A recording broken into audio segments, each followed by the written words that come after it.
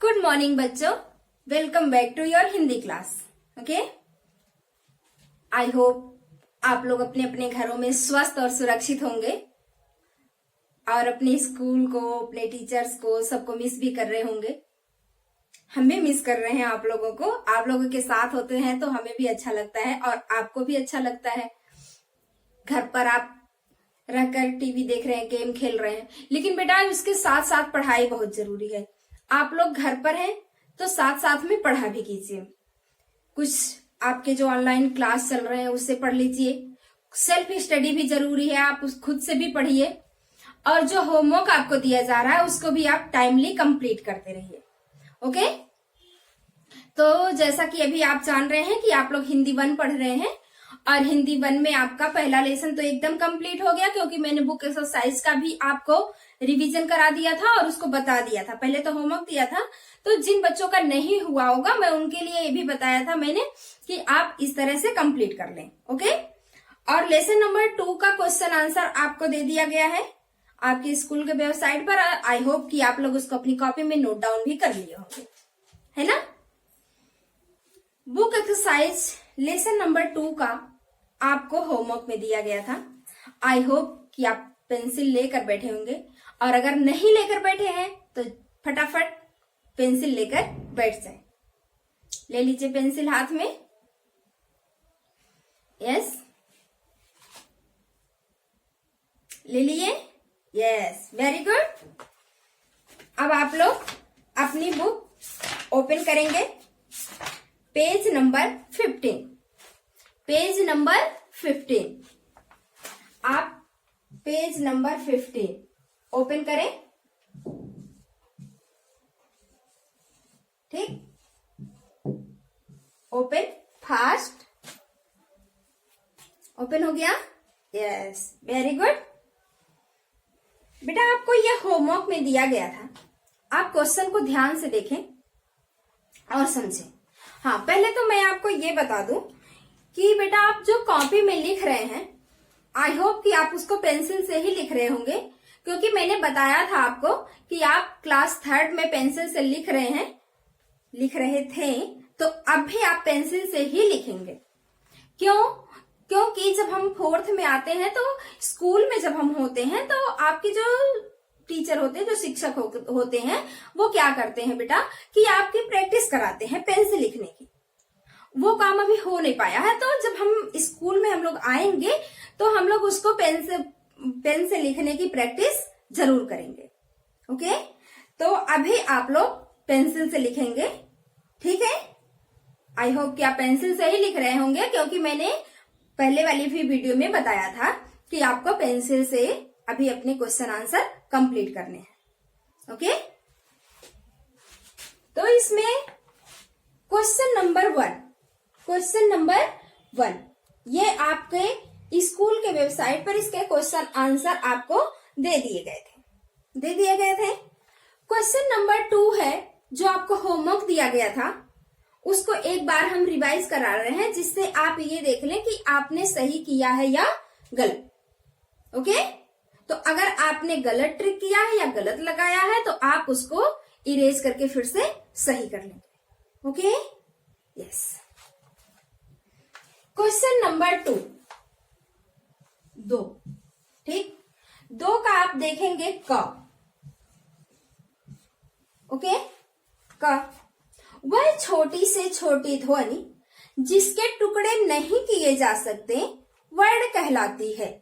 वह छोटी से छोटी ध्वनि जिसके टुकड़े नहीं किए जा सकते वर्ड कहलाती है। तो बताइए सही या गलत? यस, सही। तो आई होप कि आपने अपनी बुक में सही का ट्रिक लगाया होगा, है ना। क्वेश्चन नंबर 2, जिन वर्णों के उच्चारण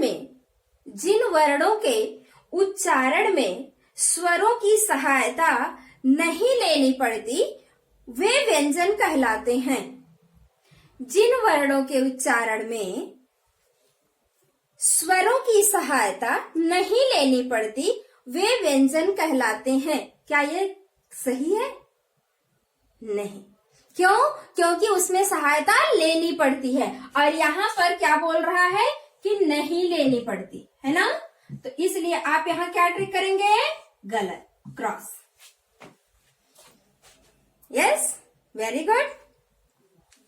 क्वेश्चन नंबर 3, मतलब ग में कह रहे हैं, दो वर्णों के योग से बने वर्ड संयुक्त व्यंजन कहलाते हैं। दो वर्णों के योग से बने वर्ड संयुक्त व्यंजन कहलाते हैं। सही या गलत? गलत। क्यों?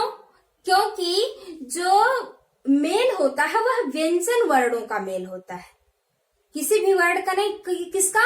दो अलग अलग व्यंजन वर्णों का मेल होता है, इसलिए ये क्वेश्चन भी रॉन्ग। Okay, yes. हिंदी भाषा में ड़ और ढ़ उच्छिष्ट व्यंजन नहीं कहलाते हैं। सही या गलत? यस, यह भी क्या है? गलत, क्योंकि वे हिंदी भाषा में ड़ और ढ़ क्या कहलाते हैं? उच्छिष्ट व्यंजन कहलाते हैं, इसलिए ये क्वेश्चन भी गलत। इसमें बोल रहा है नहीं कहलाते। आई होप कि आपको ये क्वेश्चन समझ में आ गया होगा और आप अपनी कॉपी में करेक्ट कर लिया। सही कर लिया सबने? यस। क्वेश्चन नंबर 3, खाली जगह भरिए।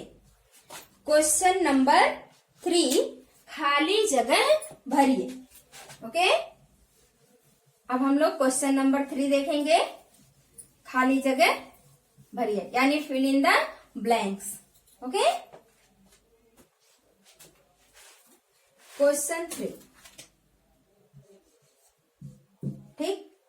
इसमें क है, ख, ग, घ, अंगा। ठीक है, तो इसमें हम लोग देखेंगे क्या फिल करना है। वर्ड के दो भेद होते हैं, डैश तथा व्यंजन। तो डैश की जगह पे आप क्या लिखेंगे? स्वर। क्या लिखेंगे? स्वर। Very good. सेकेंड लिखा है, जो वर्ण न तो स्वर होते हैं और न ही व्यंजन, उन्हें डैश कहते हैं। जो वर्ण न तो स्वर होते हैं न ही व्यंजन, उन्हें डैश कहते हैं। क्या कहते हैं? यस, अयोगवाह कहते हैं। क्या कहते हैं? अयोगवाह। वेरी गुड, अयोग वाह। क्योंकि हमने आपको बताया था कि जो वर्ण ना तो स्वर होते हैं ना व्यंजन होते हैं, वे क्या कहलाते हैं? अयोगवाह कहलाते हैं। Very good. अंक को डैश कहते हैं, इसका चिन्ह है। अंक को क्या कहते हैं? क्या कहते हैं? मैंने बताया था, लिख कर बताया था। क्या कहते हैं? यस, अनुस्वार कहते हैं। क्या कहते हैं? अनुस्वार। अनुस्वार। और जो ऐसे बिंदी होती है इसको क्या कहते हैं? विसर्ग कहते हैं। क्या कहते हैं? विसर्ग कहते हैं। जो ऐसे बिंदी होती है इसको क्या कहते हैं? अनुनासिक कहते हैं। है ना? आई होप कि आपको ये भी समझ में आया होगा। ठीक। घ देखिए, डैश और डैश उच्छिष्ट व्यंजन कहलाते हैं। कौन कौन से? ड़ और ढ़ उच्छिष्ट व्यंजन कहलाते हैं। ड़ और ढ़ उच्छिष्ट व्यंजन कहलाते हैं। स्वरों के चिन्ह डैश कहलाते हैं। क्या? मात्राएं। क्या कहलाते हैं? मात्राएं। स्वरों के चिन्ह मात्राएं कहलाते हैं। कर लिए सभी लोग? अगर नहीं किए हैं तो आप लोग कंप्लीट कर लें अच्छे से। Yes, very good. कर लिए? बहुत अच्छे।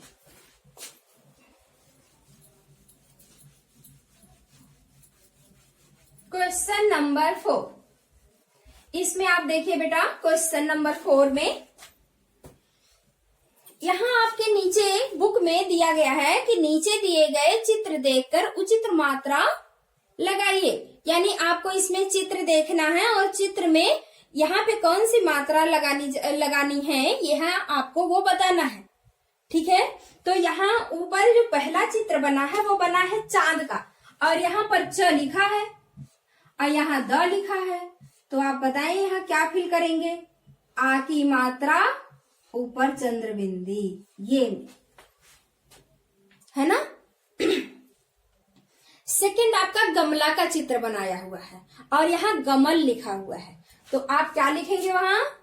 ग म ल पर आ की मात्रा, है ना। यस।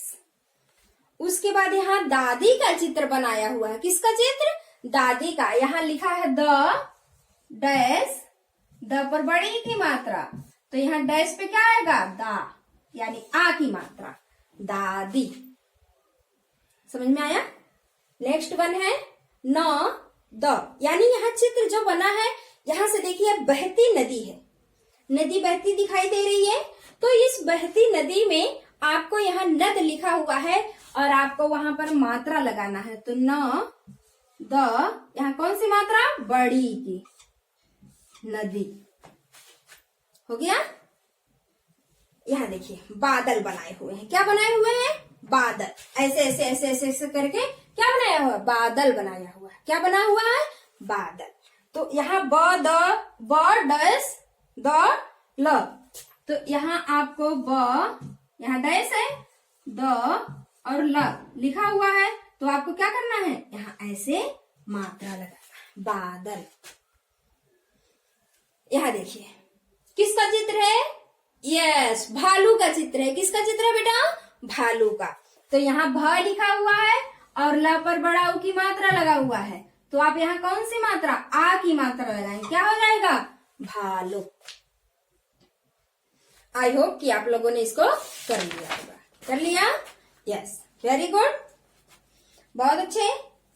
अब हम लोग आएंगे क्वेश्चन नंबर 5 पर। Question number 5, page number 16, page number बेटा 16, क्वेश्चन नंबर 5। ठीक है, यहाँ ये होगा आपका 16, पेज नंबर 16।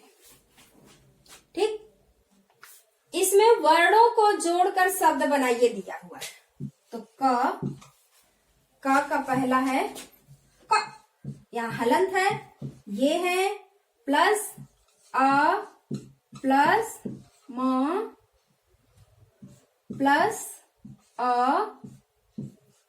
प्लस ल प्लस अ इक्वल टू क्या होगा? कमल।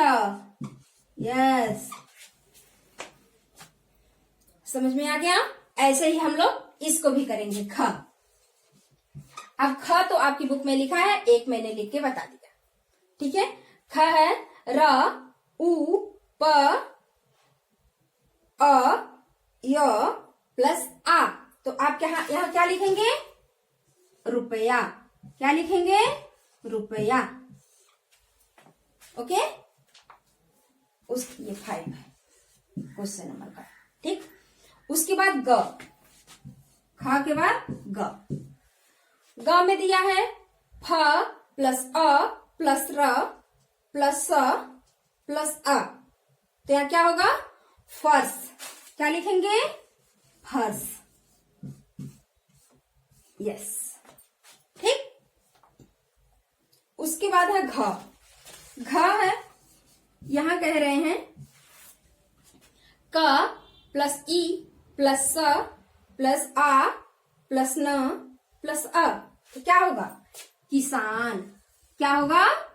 किसान। किसान जानते हो कैसे कहते हैं? जो खेत में काम करते हैं। ठीक है, अंगा। अंगा में लिखा है ग प्लस औ प्लस र प्लस ए प्लस य प्लस आ। क्या होगा? गौरैया। देखिए यहाँ पे ग पर आओ की मात्रा, दो मात्रा लगाएंगे, रा पर भी दो मात्रा लगाएंगे, रे या, गौरैया। ठीक, यस। आई होप कि आप लोगों ने इसको अच्छे से कर लिया होगा। कर लिया? नहीं किए हैं तो आप इसको कर लीजिए। ठीक है,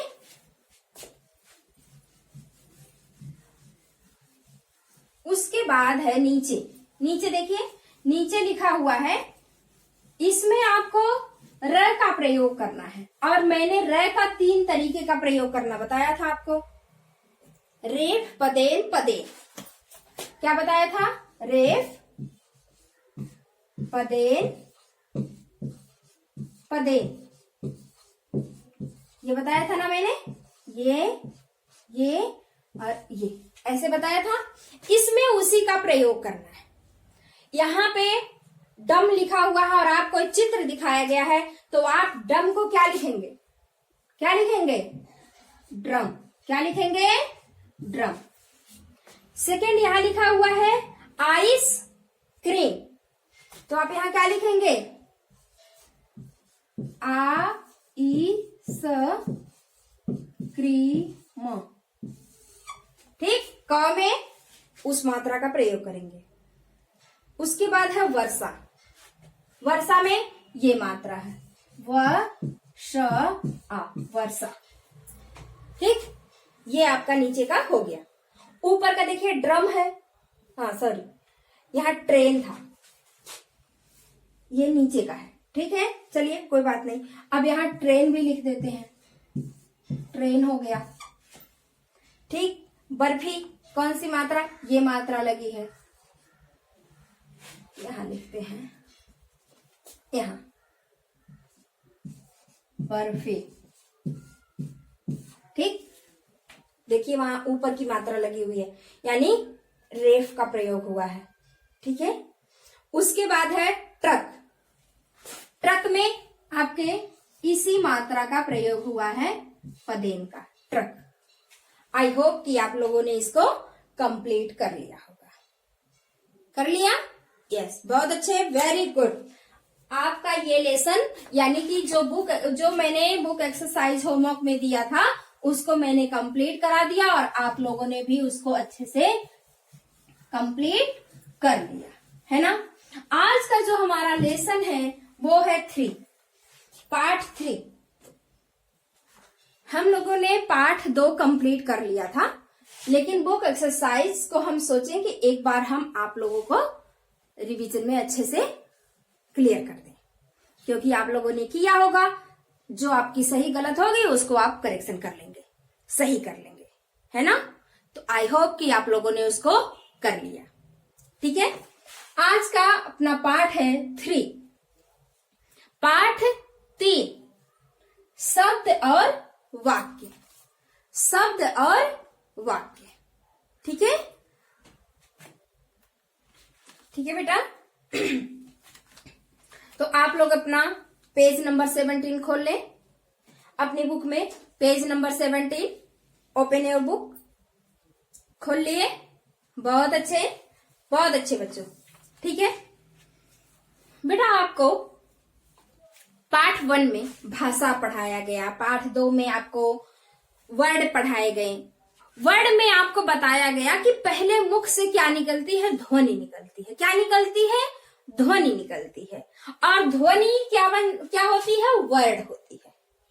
क्या होती है? वर्ड होती है। आई होप कि आपको वर्ड अच्छे से समझ में आया होगा। वह छोटी से छोटी ध्वनि जिसके टुकड़े नहीं किए जा सकते वर्ड कहलाती है। वह छोटी से छोटी ध्वनि, यानी सबसे छोटी ध्वनि। क्या? ध्वनि। सबसे छोटी ध्वनि जिसके टुकड़े नहीं किए जा सकते, वे क्या कहलाती? वर्ड कहलाती। आपको बताएं कि आपका जो ये लेसन है वो है शब्द और वाक्य, लेकिन ध्वनि को साथ में नहीं लेंगे तो हम शब्द नहीं समझ पाएंगे, इसलिए हमने ध्वनि को बताया है। ठीक है, ध्वनि।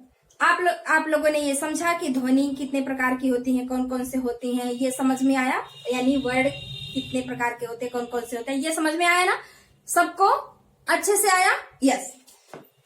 ध्वनि, पहले ये ध्वनि होती है और ध्वनि जब लिखते हैं तो ये क्या बनती है? वर्ड के रूप में, क्योंकि यह मुख से आवाज है निकलती है। और वही ध्वनि जब लेखनी रूप में प्रयोग होती है, यानी जब लिखने के रूप में प्रयोग होती है तो वर्ड बन जाती है, और इसी वर्ड को जोड़कर बनता है शब्द। क्या बनता है? शब्द। अभी आपको बताते हैं कि कैसे। ठीक, आपको ध्वनि समझ में आए, यानी हमारे मुख से क्या? आवाज निकलना, ध्वनि निकलना, जिसके और टुकड़े नहीं हो सकते। ठीक है, जब उसको हम लिखित रूप में प्रस्तुत किए तो वह वर्ड बन गया। अब वही वर्ड जब हम जोड़ेंगे और उसके सार्थक मेल करेंगे, यानी सार्थक रूप से जोड़ेंगे। सार्थक मीन्स होता है जिसका कोई अर्थ हो, जिसका कोई अर्थ हो। समझ में आ रहा है ना? जिसका कोई अर्थ हो, ऐसा वर्ड जोड़ना नहीं जिसका कोई अर्थ ना हो, जिसका कोई अर्थ हो, यानी सार्थक रूप से जब जोड़ेंगे तो वही क्या बन जाएगा? शब्द। क्या बनेगा बेटा? शब्द। आई होप कि आपको समझ में आ रहा होगा। आप अपनी बुक को खोल लिए होंगे। देखिए, पिछली कक्षाओं में हम पढ़ चुके हैं कि हिंदी वर्णमाला में कुल कितने वर्ड? 44 वर्ड होते हैं। कितने वर्ड होते हैं? 44 वर्ड। अब आप कहेंगे कौन कौन से? तो मैंने बताया है कि 11 प्लस 33 इक्वल टू इतना, यानी ये स्वर है ना, ये आपके व्यंजन है, ये मैंने बताया है पहले वाली वीडियो में, ये आपके वर्ड है पूरे टोटल। ठीक है, स्वर व्यंजन। आपको ये पता होना चाहिए। यहाँ पे आप सोच रहे होंगे वर्णमाला मीन्स क्या होता है? मैम ने यहाँ वर्णमाला शब्द का प्रयोग कर दिया। तो बेटा आपको हम इसके पहले वाली वीडियो में शायद वर्ड के बाद वर्णमाला नहीं पढ़ाए हैं, क्योंकि आपकी बुक में नहीं था। लेकिन हम आपको ऐसे ही बता देते हैं वर्णमाला। माला मीन्स तो आप जानते हैं कि मोतियों का समूह, मोतियों का समूह, यानी जब एक कई मोती खंड खंड में इधर उधर बिखरी रहती है तो उसको हम ऐसे ऐसे जोड़ देते हैं। जोड़ देते हैं, ऐसे ऐसे क्या करते हैं? जोड़ देते हैं। जोड़ देते हैं ना बेटा? तो ये बन जाता क्या? माला। क्या बन जाता है? माला। लेकिन यहाँ पे हमने प्रयोग किया है वर्णमाला का। किसका प्रयोग किया है? वर्णमाला का प्रयोग किया ना, यानी जो वर्ड है उसके व्यवस्थित समूह, व्यवस्थित समूह, यानी वर्णों को क्रम से रखना ही वर्णमाला है। वर्णों के व्यवस्थित समूह को वर्णमाला कहते हैं। ठीक है, जैसे आप फिर ई के बाद ई के बाद ई ऐसे पढ़ते हैं ना।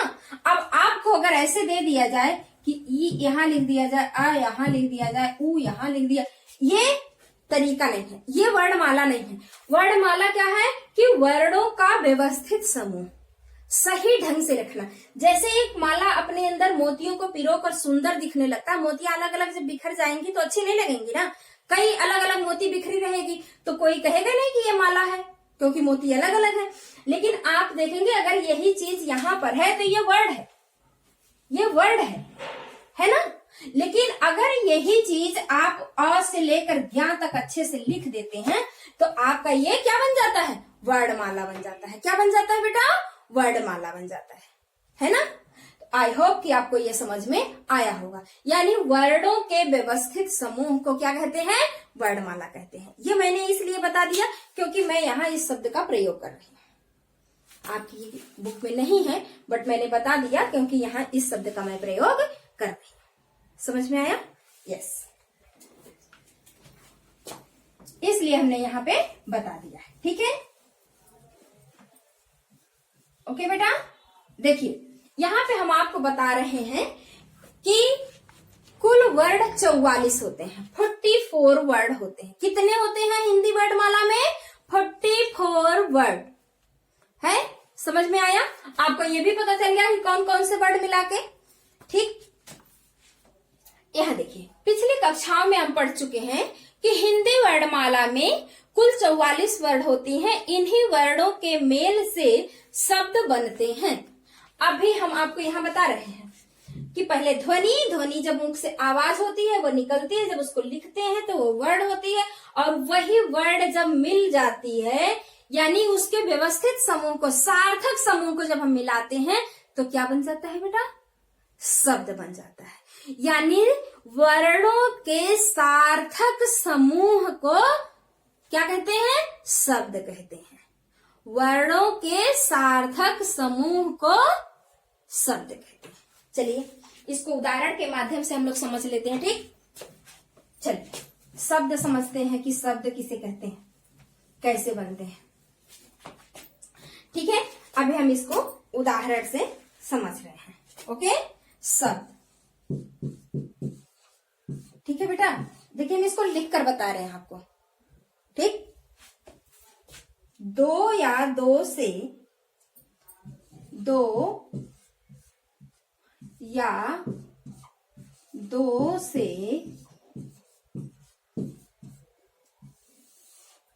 अधिक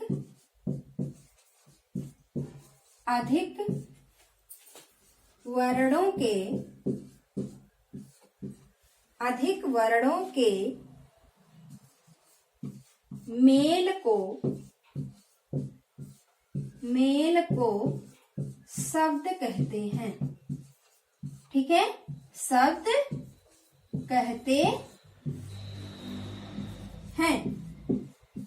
आई होप कि आपको समझ में आ रहा होगा। यहाँ लिखा है दो या तो दो वर्ण या दो से अधिक वर्णों के मेल को शब्द कहते हैं। दो या दो से अधिक, दो भी हो सकता है और दो से अधिक भी हो सकता है। ठीक है, अब हम लोग ये देखते हैं। आइए उदाहरण के रूप में हम लोग जानते हैं कि शब्द किसे कहते हैं, कैसे बनते हैं। ठीक है, तो आप यहां ले लीजिए, पहले वर्ड ले लेते हैं हम लोग, अ ले लेते हैं। अ,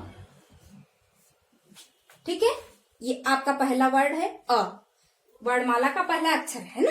हाँ, अब अ को इससे हम शब्द बनाते हैं, तो इसमें और भी वर्ड जोड़ देते हैं, जैसे न। आपको मात्रा पढ़ा दिया गया है कि जब अ को छोड़कर कोई भी वो स्वर वर्ड जब व्यंजन के साथ मिलता है तो मात्रा बन जाता है। तो यहां पर आप लगाएंगे आ की मात्रा न, र, अ ना र। यानी आप देख रहे हैं 1, 2 और 3 वर्ड मिले हैं, लेकिन एक मात्रा का भी प्रयोग हुआ है। ये बन गया एक शब्द। क्या बन गया? एक शब्द। यहाँ पर दो नहीं, दो से अधिक वर्ड मिले। दो का भी देख लेते हैं। दूसरा वर्ड है वर्णमाला का आ। क्या है? आ से बनाते हैं आ और म, आम हो गया, है ना। तो आप क्या करिए, आप देखिए, जब आप क्या सार्थक मेल करेंगे, कैसा मेल करेंगे? सार्थक, जिसका कोई अर्थ निकले। आप देखेंगे कि आम जो है वो एक फल है जिसको हम खाते हैं, यानी कि उसका अर्थ है। ठीक है, अनार भी एक फल है, उसका भी एक अर्थ है। यानी जब हम उस वर्णों को मिलाएंगे तो उसका कोई क्या निकले? अर्थ निकले। अगर हम अ को मिला देते हैं, अ और आ, सॉरी, अ और आ, इसको मिला देते हैं, क्या इसका कोई अर्थ निकलेगा? नहीं निकलेगा ना। तो जब हम इसको मिलाएंगे इसका कोई अर्थ नहीं निकलेगा, तो ये सार्थक मेल नहीं है। यानी दो या दो से अधिक वर्णों के सार्थक मेल को, कैसे मेल को? सार्थक मेल को, जिसका कोई अर्थ हो, उसे कहते हैं क्या? शब्द। समझ में आया? आई होप कि आपको समझ में आ रहा होगा। आ रहा बेटा? यस। यहां हम इसको लिख देते हैं जैसे। ठीक है, अब हम लोग एक व्यंजन से भी बना देते हैं। अभी तक तो स्वर से बना रहे थे, अब हम लोग यहां बना देते हैं व्यंजन से। ठीक है, व्यंजन से। ठीक, तो व्यंजन से जैसे ह और क्या मिला दे? ह में और क्या मिला दे? जो अर्थ दे, क्या मिला है? ला मिला दे। यस, क्या बन जाएगा? हल। हल आप जानते हैं, जो किसान लेते हैं और उसी से खेत जोतते हैं, खेत, हल उसको कहते हैं। ठीक है, यानी इन दोनों का मेल भी क्या है, सार्थक है। अब इसी को उल्टा अगर हम कर देते हैं, लह, लह, इसमें कोई मात्रा अगर हम नहीं लगाते हैं तो ये वर्ड निरर्थक है। क्यों? क्योंकि इसका कोई मेल नहीं है। तो आपको ये समझ में आना चाहिए कि दो या दो से अधिक वर्णों के सार्थक मेल को शब्द कहते हैं। आई होप कि आपको शब्द समझ में आया होगा। आ गया शब्द कि दो या दो से अधिक वर्णों के सार्थक मेल को शब्द कहते हैं। ठीक है बेटा, समझ में आ गया? यस, बहुत अच्छे। अब हम लोग ये जान लें कि शब्द के कितने भेद होते हैं। ठीक, शब्द के कितने भेद होते हैं। ठीक है बेटा, ये भी जान लेना जरूरी है, क्योंकि जो शब्द है उसके भेद भी होते हैं। अभी आप यहाँ क्लास 4th में शब्द के भेद दो ही तरीके का पढ़ेंगे, लेकिन जब आप क्लास 5th में जाएंगे ना तो ये बहुत बड़ा हो जाएगा और इसको अलग अलग रूपों में आप पढ़ेंगे। ठीक है, तो अभी हम लोग क्या पढ़ेंगे, शब्द के भेद। शब्द के भेद, तो आपको बताएं कि हिंदी व्याकरण में शब्द के दो ही भेद होते हैं। इसमें ही दिया है अर्थ के आधार पर, लेकिन और भी होते हैं, वो आप क्लास 5th में पढ़ेंगे। ठीक है, तो शब्द के दो भेद। ठीक, शब्द के दो भेद। एक है आपका सार्थक शब्द। ठीक, वही हम बताए ना आपको, सार्थक, जिसका कोई अर्थ निकले वही सार्थक होता है। और दूसरा है निरर्थक शब्द। और सॉरी, क्या है दूसरा? निरर्थक शब्द। ठीक है बेटा, निरर्थक शब्द। जिन शब्दों का कोई अर्थ निकलता है वे सार्थक होते हैं, और जिन शब्दों का कोई अर्थ नहीं निकलता है वे निरर्थक होते हैं। यानी इसका अर्थ निकलेगा और इस शब्द, इस वर्णों को जब हम जोड़ेंगे तो इसमें कोई अर्थ नहीं निकलेगा, ये निरर्थक हो जाएगा। यानी उसका कोई अर्थ नहीं है। जैसे कहते हैं ना कि निरर्थक है, यानी उसका कोई अर्थ नहीं है। समझ में आया? आज यहीं तक हम लोग समझेंगे और आगे वाली वीडियो में हम लोग इसके बारे में और अच्छे से जानेंगे। ठीक है बेटा, तो आपको आज जितना पढ़ाया गया है उसको आप पढ़कर रिवीजन करेंगे और अच्छे से। ठीक है, और आपको हाँ एक बात और बताना है कि विलोम हम आपको होमवर्क में दिए थे। आई होप कि आप लोग उसको लिखकर लर्न कर लिया। कर लिए? सबको लर्न हो गया? यस। अब आप लोग पर्यायवाची पढ़ेंगे, वो हम बताएंगे नेक्स्ट वीडियो में कि आप कितना से कितना। अच्छा, आज ही बता देते हैं कि आप पर्यायवाची लर्न करेंगे। कम से कम 2 पर्यायवाची आप लर्न करेंगे, जितना आपको बताया जाएगा। ठीक है, तो आपका लेसन नंबर है 13। ओपन करेंगे आप लेसन नंबर 13। ठीक, आपने ओपन कर लिया होगा। आप इसमें 1 to 8 पर्यायवाची जानते हैं किसे कहते हैं? पर्यायवाची नहीं जानते?